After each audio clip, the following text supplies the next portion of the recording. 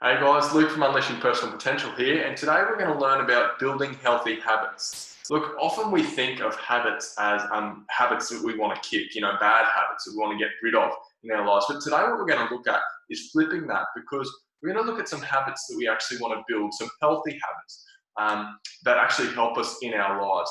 This little guy's busy thinking about all the bad habits he wants to get rid of, but the research tells us that 45% of our daily actions are in fact habits, in that they're done in the same time or place with the same person. It's a bit of a routine or ritual we have. What we want to try to do is help ourselves by building in some good habits to our daily lives, possibly some good study habits, some good habits to do with some extracurriculars or our relationships or something else in our lives that we'd like to do a little more of. We want to build a healthy habit around that stuff. So look, in this little video today, we're going to walk through two things. Essentially, we're going to look at investigating this idea of delaying gratification, and we're then going to create a healthy habit loop using a research-based process. So that's essentially the two things we're going to look at. Firstly, with this idea of delaying gratification, I'd like to pose to you a question. If I was to give you an option to say, hey, would you prefer if I gave you $1 million today, and you could take that and do whatever you want with it, or I'll give you 5 cents today, and then tomorrow we'll come back, same time, same place, and I'll give you 10 cents. And then we'll come back the next day, same time, same place, and I'll give you 20 cents. And then I'll continue to double that every day for a month. So 5 cents, then 10 cents, then 20, then 40 cents, then 80 cents, etc. for every day of the month. We have to come back at the same time, same place. You can either do that, the 5 cents and doubled each day, or the $1 million. I just wonder which one you would prefer, the $1 million right now or the 5 cents double. Just have a think which one you prefer. And take a look at this little slide, which actually reveals the first 10 days of how that might look. So thinking $1 million now, don't change your mind here, or 5 cents double. What would you prefer? Here we go.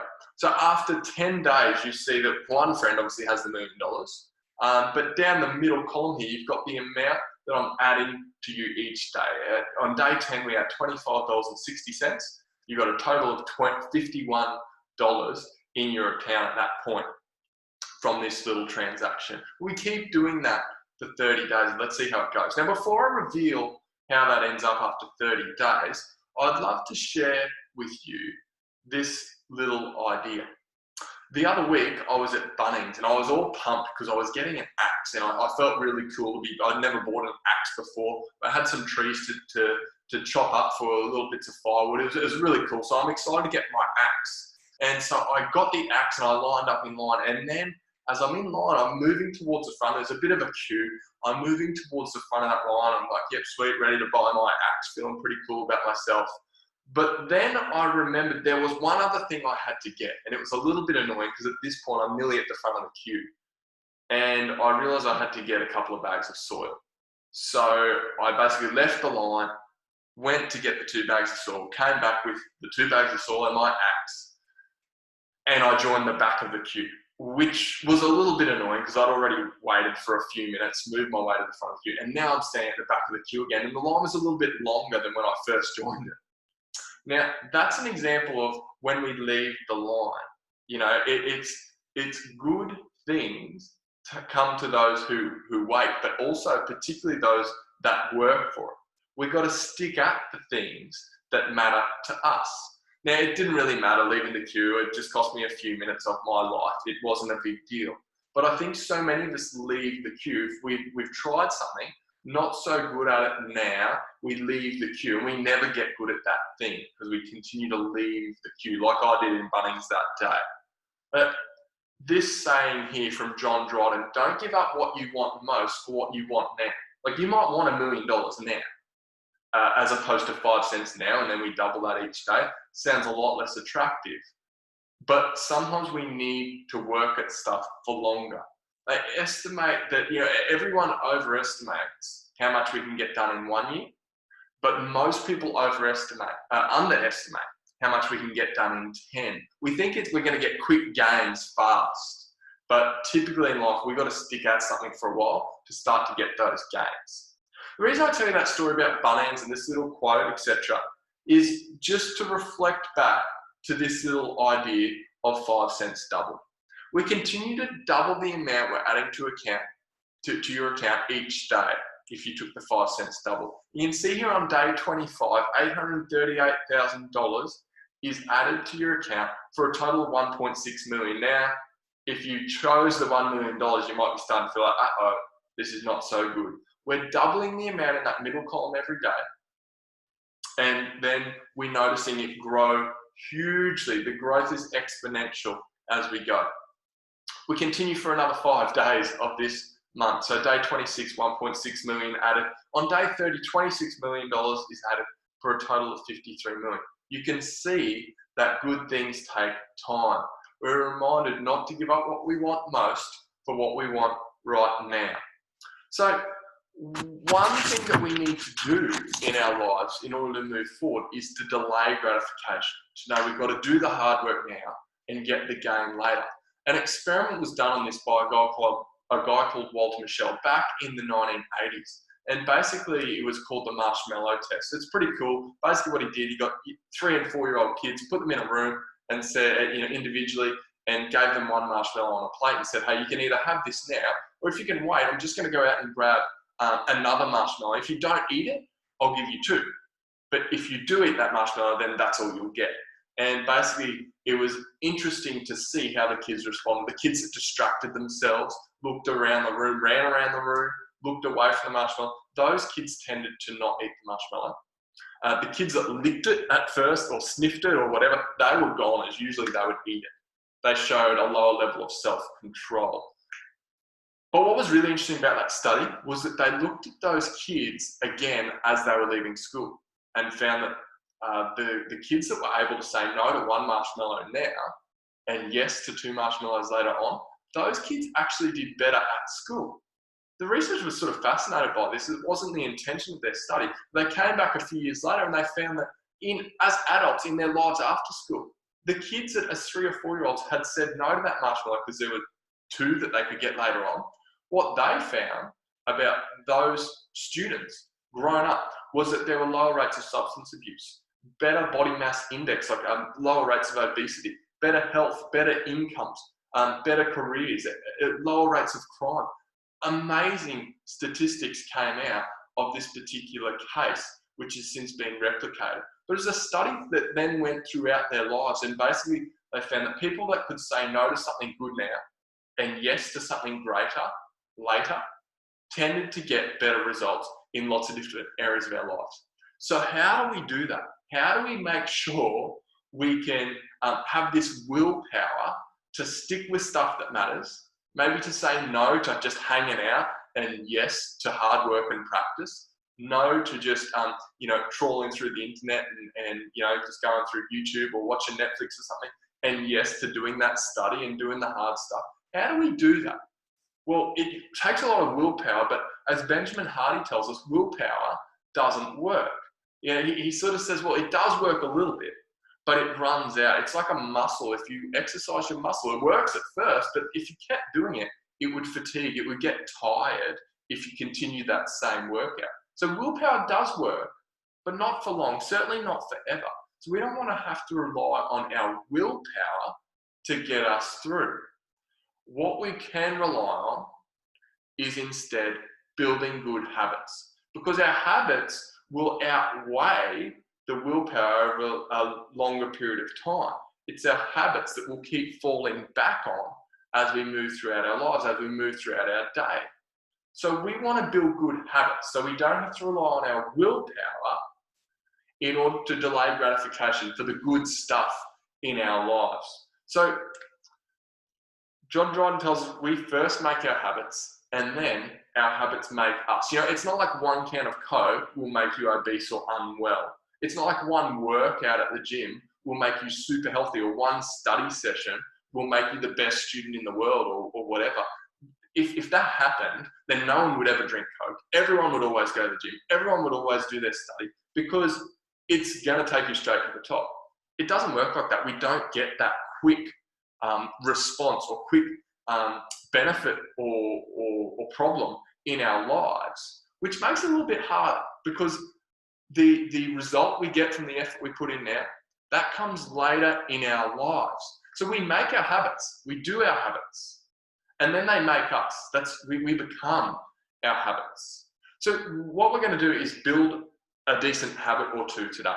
We're going to look at some things we might like to put into our lives. So for example, you might like to, top left-hand corner, you might like to practice meditation because you've heard that's good for you. You might like to, the baby sleeping there, you might like to work on your sleep. You might like to, top right, you might like to look at a new adventure, forging a new path, tackling something new, doing something you've never done before. You might like to build that as a habit. Other things, you might look at the food you eat or your prayer life, your spirituality. You might like to look at your exercise or gratitude. That's a 5-finger gratitude practice there. Or your study habits. You might like to look at building a habit that you know will have a benefit in your life. And essentially that's what I'd like to help you do today. The way we're going to do that is using this process called the habit loop, made popular by a guy called Charles Duhigg in his book, The Power of Habit. So he gives us the habit loop where he talks about cue, routines, and rewards. Our habits are things that are triggered in our lives. We do them based on a cue, right? You get a cue or a trigger, the bell rings, and you need to do this and this. That's just what happens. We get trained almost in our lives by these cues and these triggers that cause a routine to happen or it causes us to do a particular behavior. You've got cue, routine, and reward, where the cue is the trigger, the routine is the behavior, the thing we do when that trigger happens, and the reward is what do we get out of it, okay? So an example would be, let's say a cue, a reliable reminder or trigger for a particular behavior. Let's say when I brush my teeth before bed each night, I do that, or I'm doing that every night. I don't really think about it. It's habitualized. I've done it since I was a kid. I brush my teeth before bed each night. It feels weird if I don't. I hope that's the same for you. But then what routine comes out of that? So what's the behavior you want to do? Let's say you want to practice more gratitude. You could say, well, when I brush my teeth before bed each night, I'm going to consider 3 things I'm grateful for each day. And so when one thing happens, then you just do the other thing. You're sort of coupling those things together. And we know the reward we get, the benefit we get from that, is that gratitude is shown to increase our mental well-being.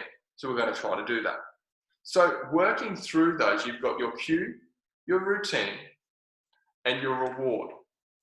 I'd love you to think about a particular habit you would like to build.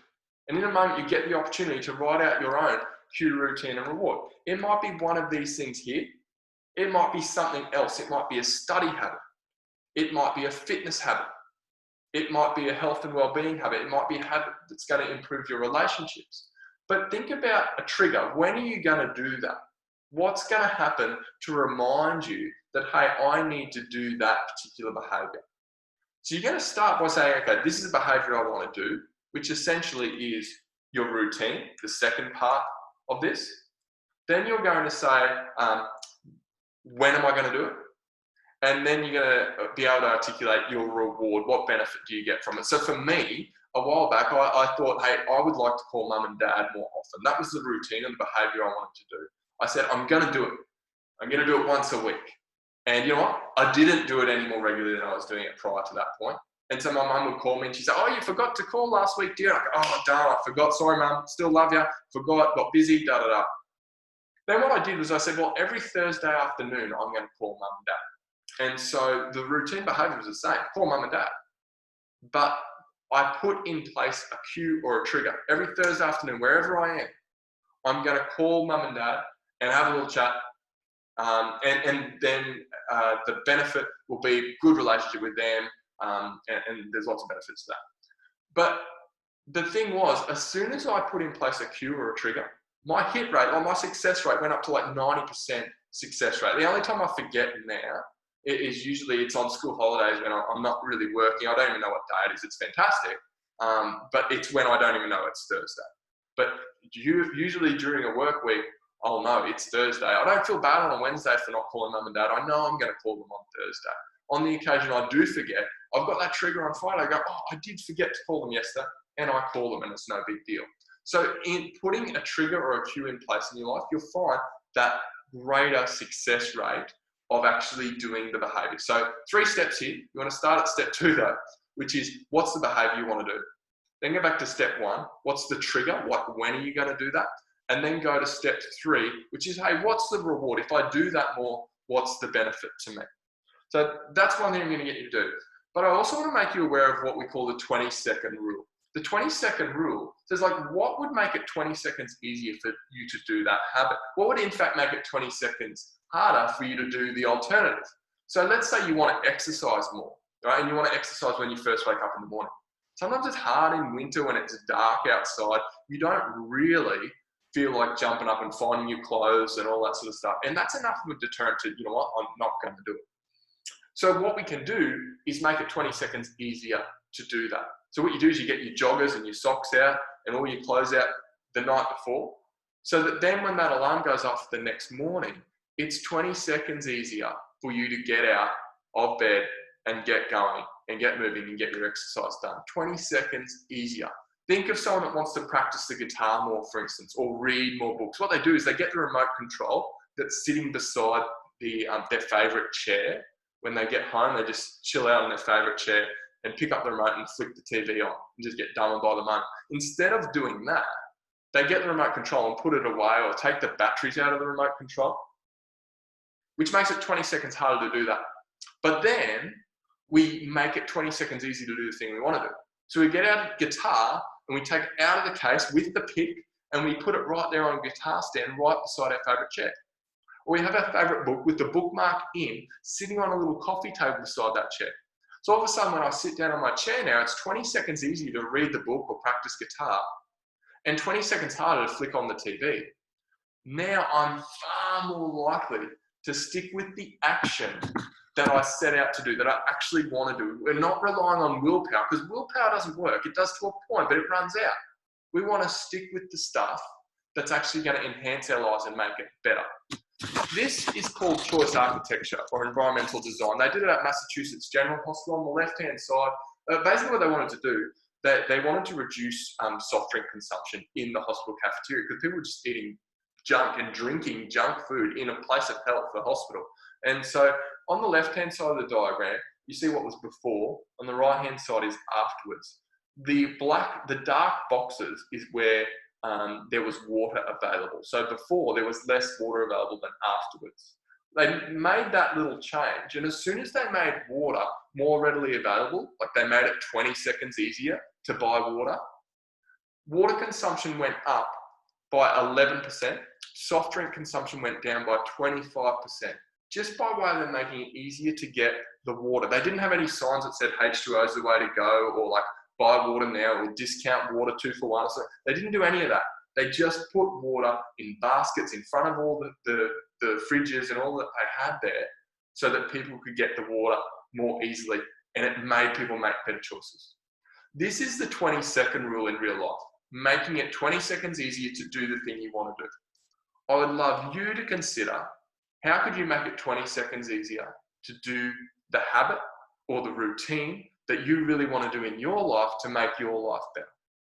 So today we've looked at a couple of things. We've looked at this idea of delaying gratification, and we've looked at this idea of building a healthy habit. I'd love you to have a go with that.